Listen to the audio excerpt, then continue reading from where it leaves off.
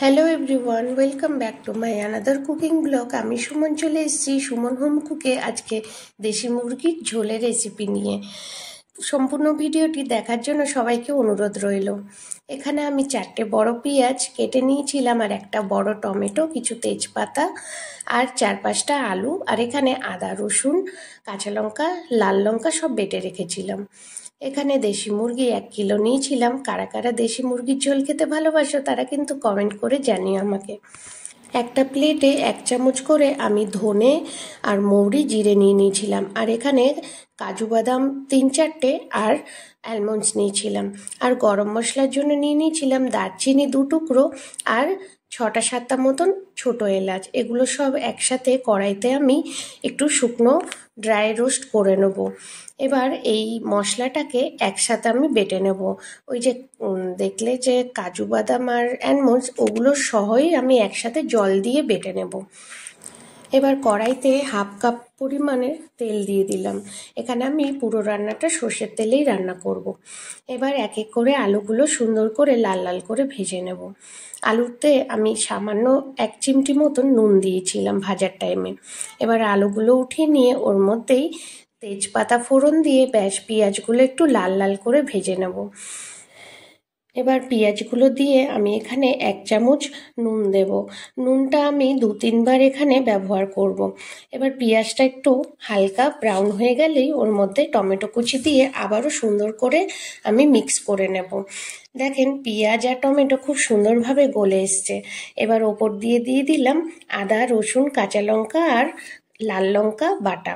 এখানে আমি লাল লঙ্কা আর কাঁচা লঙ্কা 4টে করে দিয়েছি, আর আদা একটা 2 ইঞ্চি মতন আদা আর একটা গোটা রসুন, ওগুলো সব একসাথে পেস্ট করেছি।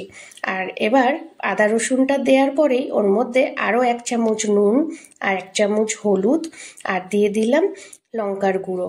লঙ্কার গুঁড়োটা পরিমাণ মতনই দেবে, তবে মাংসর ঝোল ঝাল ঝাল না হলে কিন্তু একদমই ভালো লাগে না খেতে, তাই আমি আজকে ঝাল ঝাল করেই বানাচ্ছি।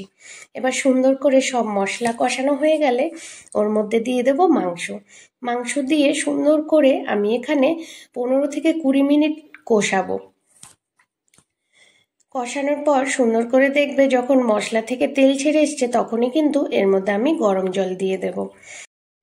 আজকের মাংস রান্নাটা আমি কড়াইতেই বানাচ্ছি, তবে এটা প্রেসারেও বানালে মন্দ হয় না, আর কড়াইতে বানালে বেশি টেস্ট হয়।